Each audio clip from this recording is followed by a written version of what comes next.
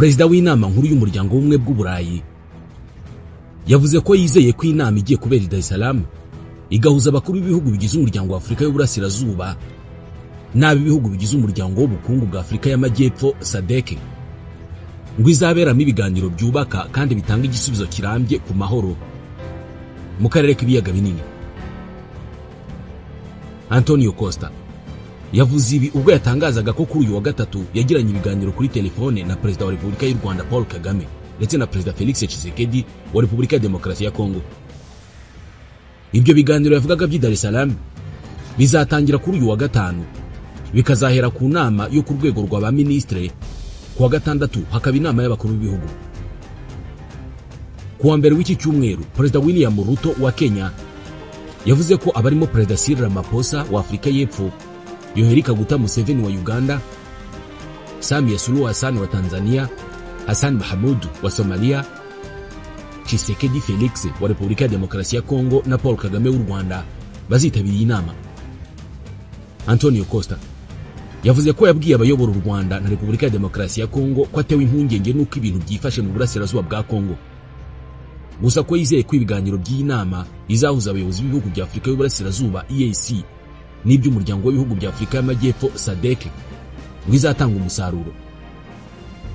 Ibiro bya Perezida w'u Rwanda byavuze ko mu kiganiro cy'aba bayobozi bombi, Perezida Paul Kagame na Costa ngo bemeranije ko hakenewe ko impande zose zirebwa no kubona igisubizo kirambye zigomba gufata inshingano kuri iki kibazo. Imiryango mpuzamahanga, bimwe mu bihugu by'amahanga na Repubulika ya Demokarasi ya Kongo basaba ko mbere yuko hagira ikindi gikorwa kuri iyi ntambara, umutwe wa M23 ugomba kubanza ukava mu mujyi wa Goma ugiye kumara ibyumweru bibiri warigaruye. Gusa birasa naho M23 yafashe Goma igamije kuyigumamo, kubera ko ubu ngubu yanashyizeho abayobozi b'umujyi wa Goma ndetse n'ab'intara ya Kivu y'Amajyaruguru muri rusange. Ubu impaka nyinshi ziri ku mubare w'abishwe muri Goma mu mirwano ikomeye ihaheruka. Ni bangahe? Ni bande? Bishwe nande? Reka tubivugeho. AFC M23 yashyizeho Bati Musanga Joseph ngo abe guverineri wa Kivu y'Amajyaruguru. Manzi Ngarambe Willy yagizwe vice guverineri wa Kivu y'Amajyaruguru ushinzwe ibijyanye na politike, ubuyobozi n'amategeko. Ni mu gihe Amani Bahati Shadrake yagizwe vice guverineri wa Kivu y'Amajyaruguru ushinzwe ubukungu, imari n'iterambere. Imiryango mpuzamahanga ikora ibikorwa by'ubutabazi yavuze ko nyuma y'agahenge katangajwe na M23 ngo hatangiye ibikorwa byo gushyingura abapfiriye mu mirwano y'ingabo za FARDC zifatanije n'imitwe irimo Wazalendo na FDLR bari bahanganyemo na M23 igoma.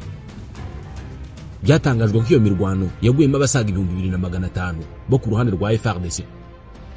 Umujyi wa Goma wafashwe na M23 ku itariki ya 26 mu kwezi kwa mbere.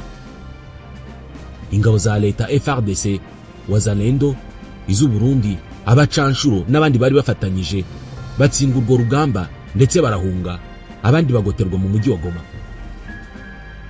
Gusa abageze mu mujyi wa Goma ukimara gufatwa na M23 basanze byinshi mu bikoresho bya gisirikare bya FARDC birimo imodoka z'intambara, imbunda n'ibindi byandagaye ku mihanda, mu gihe abaturage bamwe bari bahunze, abandi bagumye mu nzu zabo bategereje amaherezo y'ibyo bintu. Kureba muri izo modoka zari zatawe ufite umutima woroshye ntago byari kukorohera, kubera ko hari hakirimo imirambo y'abazikoreshaga barasiwe ku rugamba. Imibare ya Loni igaragaza ko ababarirwa mu 3000 ari bo bishwe muri iyi ntambara yagejeje ku ifatwa rya Goma. Umuvugizi w'umutwe wa M23 mu rwego rwa politike, Lawrence Kanyuka, abinyujije ku rubuga rwa X kuri iyi tariki ya 5 y'ukwezi kwa kabiri, yavuze ko imibare y'abaguye muri iyo ntambara leta irimo gutangaza ngo irimo ibinyoma byinshi.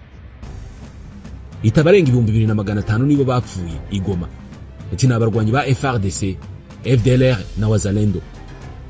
Ubwo M23 yari imaze gufata umujyi wa Goma, abasirikare ba FARDC bahungiye mu Rwanda maze babwira ikinyamakuru Igihe ko bisanze bagotswe na M23 impande zose, bakabona nta yandi mahitamo basigaranye uretse gushaka uko bagera mu Rwanda. Kuva amasasu yatuza igoma, abari bavuye mu byabo batangiye gutaha ndetse imirimo irasubukurwa bisanzwe. Mu bindi bice byigaruriwe na M23 naho abari barashyizwe mu nkambi z'imbere mu gihugu batangiye gusubira mu byabo. Bwana Kanyuka kandi yahamije ko inkambi nyinshi ubu nta bantu bakizirimo kubera ko abantu basubiye mu byabo. Nk'urugero, inkambi ya Kanyarucinya yamaze gufungwa kubera ko abaturage bose bari bayirimo basubiye mu ngo zabo muri teritwari ya Nyiragongo. Amakuru avuga ko M23 yakoze ibishoboka byose igashyiraho uburyo bwo gutwara abantu ibavana mu nkambi ya Mugunga bagataha iwabo i Masisi. Hari abasesenguzi mu bya politike bemeza ko Loni isanganywe ingabo za MONUSCO mu burasirazuba bwa Kongo kuva mu 1999 ngo yasaga n'ishyigikiye umutekano muke mu karere ku buryo ubu ngubu irimo kugoreka ukuri kw'ibihabera kugira ngo igaragaze impamvu hagikenewe ubutumwa bwayo muri Repubulika ya Demokarasi ya Kongo. Uyu munsi hari abakozi benshi b'amashami ya Loni bahunze uburasirazuba bwa Kongo banyura ku mupaka w'u Rwanda i Rubavu berekeza i Kinshasa n'ahandi. Biratekerezwa ko menshi mu makuru avuga ku by'iyi ntambara yo mu burasirazuba bwa Kongo ngo guverinoma ya Kongo ngo idashaka ko abaturage bakomeza kuyabona. Ibinyamakuru bitandukanye byanditse ko guverinoma ya Repubulika ya Demokarasi ya Kongo ngo yahagaritse imbuga nkoranyambaga zirimo X na TikTok ndetse na programu ya Google Play Store nk'imwe mu ntwaro zo guhangana n'amakuru avugwa ku ntambara yo mu burasirazuba bwa Kongo. Umuyobozi mukuru ushinzwe ubushakashatsi muri sosiyete y'Abongereza yitwa NetBlocks yitwa eSignature yabwiye Jeune Afrique ko imbuga nkoranyambaga zafunzwe. Ati twahamya ko TikTok, X yahoze ari Twitter, Google Play Store zafunzwe na Repubulika ya Demokarasi ya Kongo. NetBlocks ku itariki ya 3 y'uku kwezi kwa kabiri yanditse ku rubuga rwa X ko kubuza abaturage gukoresha Google Play Store ngo bishobora kuba bigamije gutambamira abashaka gushyira VPN mu bikoresho byabo by'ikoranabuhanga. VPN ni uburyo bw'ikoranabuhanga bukoreshwa mu gufungura imbuga zafunzwe. Abaharanira uburenganzira bw'abantu bavuga ko iki cyemezo kibangamiye uburenganzira bwo gutanga ibitekerezo no kubona amakuru biteganywa n'ingingo ya 23 n'iya 24 z'itegeko nshinga. Jeune Afrique yavuze ko yagerageje kuvugisha Minisitiri w'itangazamakuru akaba n'umuvugizi wa guverinoma Patrick Muyaya n'umuyobozi w'inama nkuru ishinzwe itangazamakuru by'amajwi n'amashusho n'itumanaho Christian Bosembe, ariko ngo bose ntibasubiza. Minisitiri w'umutekano mu gihugu Jacquemin Shabani ubwo yari mu kiganiro n'abanyamakuru ku itariki ya 3 mu kwezi kwa kabiri yavuze ko izo mbuga zavuye kubera ikibazo cya tekinike. Yizeza ko icyo kibazo kigiye gukemuka vuba. Gufunga imbuga nkoranyambaga bikozwe mu gihe abaturage batangiye kutizera iby'inzego za leta zitangaza, by'umwihariko bihereye ku byavuzwe mbere gato na nyuma y'ifatwa ry'umujyi wa Goma. Umuyobozi w'umuryango mpuzamahanga w'Abafaransa witwa Internet Sans Frontières yitwa Julie Owono we yavuze ko icyo cyemezo cyo gufunga izo mbuga nkoranyambaga witwaje ko zikwirakwiza ibihuha kandi utabasha kuzigenzura ngo ni icy'abayobozi b'abanyantege nke bashaka kuniga ubwisanzure bwo gutanga ibitekerezo. Hari abanyekongo basaba ko imbuga nkoranyambaga zifungurwa bagakomeza kubona amakuru.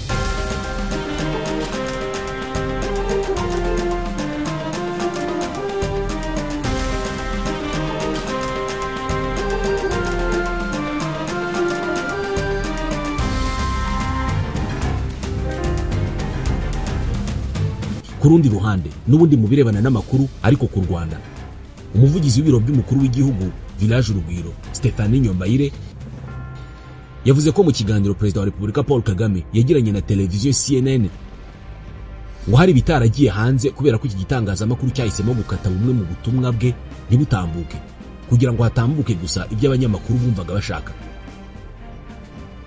Ku wa mbere w'iki cyumweru nibwo Perezida wa Repubulika Paul Kagame yagiranye ikiganiro n'umunyamakuru Larry Madowo wa CNN. Cyatambutse mu bice bibiri, igice kimwe gifite iminota 4 n'ikindi gice gifite iminota 2 n'amasegonda 58. Icyo gitangazamakuru cyubakiye inkuru yacyo ni ikibazo Madowo yabajije Perezida Kagame niba ingabo z'u Rwanda ziri muri Repubulika ya Demokarasi ya Kongo. Umukuru w'igihugu mu kumusubiza yamubwiye ko nta byazi. Muri icyo kiganiro umukuru w'igihugu yumvikanye asa n'unenguye umunyamakuru ko ikimuraje ishinga ari ukumenya niba ingabo z'u Rwanda ziri muri Kongo. Ati birasa naho ushishikajwe nuko nkwemerera ko ingabo z'u Rwanda ziri muri Kongo. Ati twakomeza tukagira nejo, ntabwo ibisubizo nguha bihinduka kubera ko wakomeje guhatiriza. Stéphanie Nyombayire yavuze ko mu bitaratambutse harimo ko Perezida Kagame yavuze ko umutwe wa FDLR uhikiwe na guverinoma zimwe zo mu karere. ati intego ntabwo ari ukurwanya M23 gusa igizwe n'abanyekongo, ahubwo ni ukurwanya u Rwanda no gukuraho guverinoma nk'uko babivuze mu ruhame. Umukuru w'igihugu yakomeje agira ati haba hari utekereza ko u Rwanda ruzicara gusa rugategereza ko ibyo biba. Ati u Rwanda ruzirwanaho mu buryo bwose, ibyo nta kibazo gikwiriye kuba kirimo. Perezida wa Repubulika kandi yanagarutse ku birego bishinja u Rwanda ko ruvogera ubutaka bwa Kongo. Avuga ko yemera ko ubusugire bw'igihugu ari ntavogerwa. Akomeza avuga ati ibyo bisobanuye ko n'ubusugire bw'u Rwanda bukwiriye kubahwa. Ati ntabwo hari ubusugire bw'igihugu kimwe buruta ubw'ikindi, iryo ni ihame ntakuka. Umukuru w'igihugu avuga kandi ko umuryango mpuzamahanga ukunze kwibasira u Rwanda wasize FDLR muri Kongo, none imyaka 30 ikabishize uyu mutwe widegembya. Yavuze ko miliyari zirenga 40 z'amadolari zimaze gukoreshwa mu bikorwa byo kugarura amahoro mu burasirazuba bwa Kongo, ariko mu myaka irenga 25 ayo mahoro akaba adahari. Ati gushinja u Rwanda ni uburyo bworoshye bwo guhisha amahano bagize mu ruhare n'ingaruka yagize ku karere. Yakomeje agira ati ikibazo biroroshye kucyumva, abantu babifata nkaho bigoye kubyumva kugira ngo batagira ibyo babikoraho. N'umuntu udafite ubwenge yaba yaramaze kumva ikibazo nyuma y'imyaka 30. Mu bindi Perezida wa Repubulika Paul Kagame yaganiriye na CNN ariko bitatangajwe harimo n'umutekano w'u Rwanda. Yavuze ko ikimuraje ishinga ari umutekano w'abanyarwanda. Ati nshinzwe inyungu z'igihugu n'ibyagifasha kubona amahoro. Ati icy'ingenzi ku Rwanda nuko tugomba kwirinda. Mu mitekerereze yacu tugomba kumva ko nta muntu uzabidukorera. Twarabibonye mu 1994. Ati nibyo byatumye dukora ishoramari mu bijyanye n'umutekano, ibindi bizivugira. Mu gushaka uko ibibazo bikemuka binyuze mu nzira z'ububanyi n'amahanga, Minisitiri w'ububanyi n'amahanga w'u Rwanda Olivier Nduhungirehe nawe yagiranye ikiganiro kuri telefone na Minisitiri w'ububanyi n'amahanga wungirije w'Uburusiya ushinzwe uburasirazuba bwo hagati na Afurika, yitwa Bogdanov Mikhail Leonidovich. Amakuru yashyizwe ku mbuga nkoranyambaga za ministere agaragaza ko abayobozi bombi bunguranye ibitekerezo ku kibazo cy'umutekano muke mu burasirazuba bwa Kongo. Banaganira ku kongerera imbaraga ubufatanye bw'ibihugu byombi. Ubwo akanama ka Loni kateranaga inshuro ebyiri nyuma y'ifatwa rya Goma ku itariki ya 28 y'ukwa mbere, Ambasaderi w'Uburusiya mu muryango w'abibumbye Vasily Alexeyevich Nebenzia yagaragaje ko ibibazo by'intambara bihora mu burasirazuba bwa Kongo bifite umuzi mu bihe by'ubukoloni. Asaba ko ibiganiro bya Nairobi bisubukurwa n'ibya Rwanda bikongera gukorwa kugira ngo hagerwe ku mahoro arambye. Ikibazo cy'abatutsi bo mu burasirazuba bwa Kongo n'abavuga ikinyarwanda cyagiye kirengagizwa kuva kera n'ubutegetsi bwa Kongo, gusa cyongerera umurego n'umutwe wa FDLR wahungiyeyo umaze gukora jenoside mu Rwanda. U Rwanda rugaragaza ko akarere kagira amahoro ari uko uyu mutwe uhora ushaka gutera igihugu no guhirika ubutegetsi uranduwe burundu mu burasirazuba bwa Kongo, kubera ko ugenda ucengeza ingengabitekerezo ya jenoside mu bato no mu bayobozi bawuhaye intebe. Abarwanyi b'uyu mutwe bafatanya mu ntambara n'ingabo za FARDC, iz'u Burundi, abacanshuro na Wazalendo barwana n'umutwe wa M23. Kubirebana n'ubu bufatanye hari impinduka zatangiye kububamo. Nk'ubwo kuri uyu wa gatatu Perezida wa Malawi Lazarus Chakwera yategetse ubuyobozi bw'ingabo z'igihugu cye gutangira gutegura uburyo bwo gucyura abasirikare b'icyo gihugu bari mu ntambara mu burasirazuba bwa Repubulika ya Demokarasi ya Kongo. Ingabo za Malawi ziri mu butumwa bw'ingabo z'umuryango w'ubukungu bw'ibihugu byo muri Afurika y'Amajyepfo SAMIDRC, ubutumwa buherutse kongererwa igihe mu mpera z'umwaka ushize. Iri tangazo rivuga ko iki cyemezo cyafashwe mu rwego rwo gushyigikira ibihe by'agahenge hagati y'impande zombi. Perezida Chakwera yategetse umuyobozi w'ingabo za Malawi MDF gutangira imyiteguro yo gucyura ingabo za Malawi mu rwego rwo gushyigikira itangazwa ry'agahenge hagati y'impande zihanganye ndetse no kwitegura ibiganiro biganisha ku mahoro. Malawi yari iherutse gupfusha abasirikare 3 mu butumwa bwa SAMIDRC mu mirwano yarangiye M23 yigaruriye umujyi wa Goma. Mu gihe Malawi irimo gucyura abasirikare bayo, Afurika y'Epfo yo irajwe no gucyura imibiri y'abasirikare bayo baherutse kugwa muri Kongo. Mu ijoro ryo kuwa kabiri, umugaba mukuru w'ingabo za Afurika y'Epfo General Ruzani Mpahwanya yagaragaje ko imibiri y'aba basirikare iri mu burasirazuba bwa Kongo yatangiye kwangirika kubera ko itaracyurwa ngo bajye gushyingurwa mu cyubahiro muri Afurika y'Epfo. yagaragarije inteko ishinga amategeko ko icyihutirwa ari ukugarura mu gihugu iyo mibiri y'abitabye Imana. Uyu muyobozi yavuze ko barimo kwifashisha inzego zitandukanye ngo igikorwa cyo kohereza imibiri y'abapfuye muri Afurika y'Epfo cyihutishwe. Gusa yari yabwiye abagize inteko ishinga amategeko ko bizakorwa kuri uyu wa gatatu. Gusa ibyo ntibyashobotse. Ingabo za Afurika y'Epfo zirenga 1500 zagiye mu burasirazuba bwa Kongo mu butumwa bwa SADC bugamije kugarura amahoro muri Repubulika ya Demokarasi ya Kongo. Bitewe n'uko ikibuga cy'indege cya Goma gifunze ku buryo Afurika y'Epfo idashobora gucyura iyo mibiri ikoresheje icyo kibuga, bivugwa ko Afurika y'Epfo yemerewe n'u Rwanda inzira ngo iyo mibiri inyuzwe mu Rwanda. Gusa Afurika y'Epfo ngo ibi yarabyanze, usibye kotswa igitutu n'abadepite mu nteko ishinga amategeko ya Afurika y'Epfo ngo bababwire uburyo imibiri y'abo basirikare izagera mu gihugu. Aba badepite banavuga ko Perezida Cyril Ramaphosa ndetse na Minisitiri w'Ingabo ngo bababeshye ku butumwa ingabo za Afurika y'Epfo zagiyemo muri Repubulika ya Demokarasi ya Kongo. Benshi muri aba badepite basaba ko ingabo za Afurika y'Epfo ziri muri Repubulika ya Demokarasi ya Kongo zikurwayo kubera ko impamvu zagiyeyo ngo ntabwo yumvikana. Minisiteri y'Ingabo ya Afurika y'Epfo ivuga ko nyuma yo gupfusha abasirikare babo 14 ubu barimo gukora uburyo ingabo zabo zarindirwa umutekano bihagije.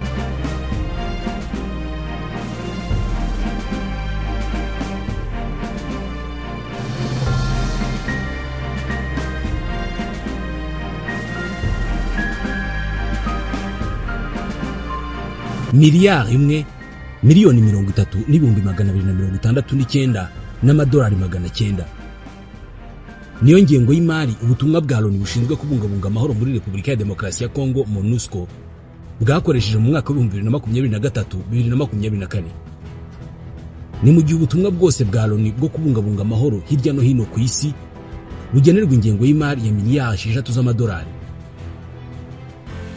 Arenga 1/6 cy'aya madolari yose ajya muri Kongo. MONUSCO nibwo butumwa bwa Loni bugenerwa ingengo y'imari nini kuruta ubundi bwose. Bibarwa ko mu myaka 26 MONUSCO imaze gutangaho miliyari 40 z'amadolari. Birumvikana habarwamo n'ayatanzwe kuri mukuru wayo witwaga MONUC wasimbuwe na MONUSCO. Nubwo bimeze bityo ariko MONUSCO ntabwo yigeze ikora ibyo yari itegerejweho byo kubungabunga amahoro muri Repubulika ya Demokarasi ya Kongo. Buri wese ashobora kubibona ko amahoro ya kiriya gihugu atabungabunzwe. Niba umuryango w'abibumbye ushinzwe kubungabunga amahoro udashobora kuyabungabunga, ninde uzayabungabunga? Mission de l'Organisation des Nations Unies pour la Stabilisation à la République démocratique du Congo, MONUSCO. Ni ubutumwa bw'umuryango w'abibumbye bwo kubungabunga amahoro muri Repubulika ya Demokarasi ya Kongo. MONUSCO yashyizweho n'inama y'umutekano y'umuryango w'abibumbye binyuze mu myanzuro 1279 wo mu 1999 n'umwanzuro 1291 wo mu mwaka wa 2000 igamije gukurikirana ishyirwa mu bikorwa ry'amasezerano y'amahoro yo guhagarika intambara ya kabiri ya Kongo.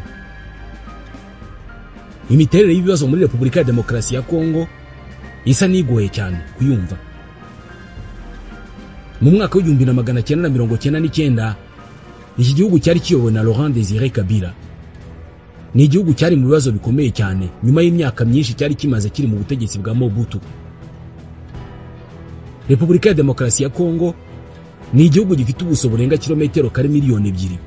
Icyo gihe cyari gifite abaturage barenga miliyoni 60 bafite amoko atandukanye bavuga indimi zigera kuri 250 zirimo n'Ikinyarwanda kivugwa n'abanyekongo cyane cyane abo mu burasirazuba bw'iki gihugu. Mu mwaka wa 1994 nyuma y'uko umujyi wa Kigali ufashwe n'ingabo z'umuryango RPF Inkotanyi ukanahagarika jenoside yakorerwaga abatutsi, ibihumbi n'ibihumbi by'impunzi z'abanyarwanda bahungiye mu burasirazuba bwa Zaire. Muri izo mpunzi harimo abahoze ari abasirikare ba FARC ndetse n'imitwe yitwaje intwaro yakoze jenoside irimo n'intera hamwe. Bari bafite intego yo kujya muri Zaire bakisuganya bakanahabwa ubufasha n'ubutegetsi bwa Zaire ubundi bakazagaruka gutera u Rwanda. Bamwe muri bo bakoreshaga inkambi z'impunzi zo mu turere twa Kivu nk'ibirindiro byo gutegura ibitero bigamije kugaruka gutera u Rwanda no gukomeza umugambi wa jenoside. Uretse ibyo, Repubulika ya Demokarasi ya Kongo yakomeje kugerwaho n'akarengane k'amasosiyete mpuzamahanga yamaze imyaka myinshi abyaza inyungu ubutunzi kamere bw'icyo gihugu. binyuze mu kurushaho gukaza amakimbirane ashingiye ku bwumvikane buke bw'imbere mu gihugu. Ibi byatumye habaho intambara nyinshi zishingiye ku bibazo by'imbere mu gihugu. Mu rwego rwo kugerageza kugarura amahoro muri icyo gihugu, umuryango w'abibumbye washyizeho Mission de l'Organisation des Nations Unies en République démocratique du Congo, MONUC, mu gihe cy'intambara ya kabiri ya Congo. Inshingano za MONUC zari ukugenzura ishyirwa mu bikorwa ry'amasezerano yo guhagarika imirwano ya Lusaka, harimo kandi gufasha mu gusubiza mu Rwanda bahoze ari abasirikare bakoze jenoside no kurinda abaturage b'abasivili kugira ngo badakomeza kugirirwa nabi. Nubwo intambara ya kabiri ya Congo yarangiye mu mwaka wa 2003, ibibazo byakomeje kuba byinshi mu burasirazuba bw'igihugu, aho intambara za hato na hato zakomeje guhungabanya ku karere. Mu mwaka wa 2004, 2006 n'2008 inshingano za MONUC zaraguwe inshuro zigera kuri 3. Guhera mu 1999 kugera mu 2008, ibibazo muri Repubulika ya Demokarasi ya Congo byatumye hafatwa imyanzuro irenga 50 n'inama y'umutekano y'umuryango w'abibumbye. Ariko nubwo hari iyo myanzuro, hakaba n'ingabo z'umuryango w'abibumbye zigera ku 17,000 zari zaroherejwe muri Congo, amahoro ntabwo yashoboye kugarurwa. Mu kwezi kwa 10 mu 2008, ubwo habaga intambara muri Kivu y'Amajyaruguru hagati ya leta ya Congo n'umutwe wa CNDP, Congrès National pour la Défense du Peuple, MONUC yahuye n'ikibazo gikomeye cyo kwegura k'umuyobozi wayo nyuma y'amezi 2 gusa atangiye imirimo. Iki gihe byavugwa ko MONUC itageze ku ntego zayo, atari ukubera ikibazo cyo kubura amafaranga, atari ukubera ikibazo cyo kubura ibikoresho, ahubwo kubera imiyoborere mibi yayo. Byemezwaga ko abayiyoboraga bageze muri Repubulika ya Demokarasi ya Congo, igihugu gikize ku mutungo kamere by'umwihariko amabuye y'agaciro, aho kujya mu bikorwa byo kubungabunga amahoro, nabo batangira kwivanga n'imitwe y'inyeshyamba mu birebana no gusahura amabuye y'agaciro. Mission ya MONUC yari inaniwe kugerwaho. Ku itariki ya 28 y'ukwezi kwa 5 mu 2010, inama y'umutekano y'umuryango w'abibumbye binyuze mu mwanzuro wayo nimero 1925 yemeje guhindura MONUC ikaba Mission de l'Organisation des Nations Unies pour la Stabilisation en République démocratique du Congo, MONUSCO. Ku itariki ya mbere y'ukwezi kwa 7 mu 2010 nibwo ubutumwa bwemejwe bidasubirwaho ko butangiye. Kimwe mu bikorwa bikomeye byakozwe na MONUSCO ikigera muri Repubulika ya Demokarasi ya Congo cyakozwe nyuma y'imyaka 3 ubu butumwa butangiye, gusa ntabwo cyatanze ibisubizo birambye kugera n'uyu munsi. Ni igikorwa cyabaye guhera ku itariki ya 25 y'ukwezi kwa 10 mu 2013, ubwo ingabo za Congo zashyigikirwaga n'itsinda ry'ingabo z'umuryango w'abibumbye zishinzwe kugaba ibitero, Brigade d'intervention. Batangiza ibitero bikomeye cyane ku mutwe wa M23 wari umaze umwaka uvutse, ariko warazengereje leta ya Congo ndetse waranafashe umujyi wa Goma. Ni igitero gikomeye bagabye bakoresheje ibikoresho biremereye, birimo abasirikare barenga 3600 ba Congo, barimo bakoresha za tank za T55, imodoka zitwara abasirikare za BMP2 ndetse n'itsinda ry'ingabo z'umuryango w'abibumbye. Bakoreshaga kandi indege za Mi-35 z'ingabo za Ukraine nazo zari muri Congo, ndetse n'indege 3 za Daniel AH-2 Ruvalk z'ingabo za Afrika y'Epfo. Ibi byakozwe hagamijwe gushushubikanya umutwe wa M23 mu gace k'uburasirazuba kagera ku birometero kare 700 kagenzurwaga n'uyu mutwe. Iyi ni imirwano yatumye uyu mutwe ufata icyemezo cyo kumanika intwaro. Ku itariki ya 5 y'ukwa 11 mu 2013, uyu mutwe urahunga, abarwanyi bawo abenshi bahungira muri Uganda. Icyo gihe MONUSCO ikomerwa amashyi. Guhera mu mwaka wa 2019, inshingano nyamukuru za MONUSCO no gukingira abasivili b'abanyekongo no gushyigikira kugarura ituze no gukomeza imiyoborere myiza, ndetse no gushyira mu bikorwa impinduka zibanze mu miyoborere no mu mutekano wa Congo. Ariko nyuma y'imyaka irenga 26, ingabo z'umuryango w'abibumbye ziri muri Repubulika ya Demokarasi ya Congo birasa naho icyatumye zihoherezwa zitagikoze, kubera ko uyu munsi amahoro ntabwo yagarutse ndetse hari n'intambara ikomeye. Amategeko y'umuryango w'abibumbye abuza izi ngabo kwivanga mu bibazo by'imbere mu bihugu.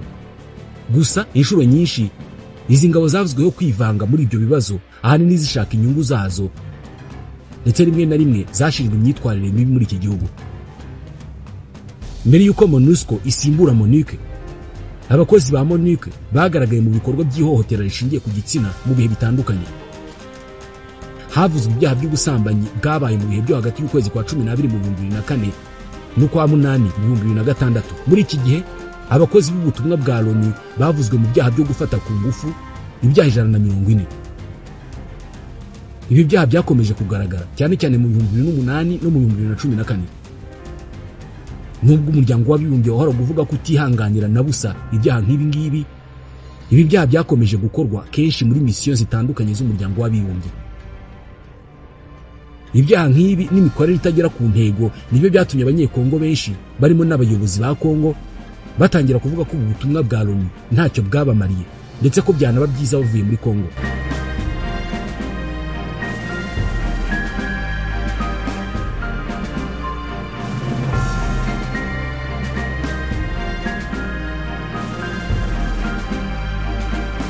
Jacques Sinzahera ni umunyapolitike akaba n'umuyobozi w'umuryango witwa Amuka Kongo ukorera Goma muri Kivu y'Amajyaruguru.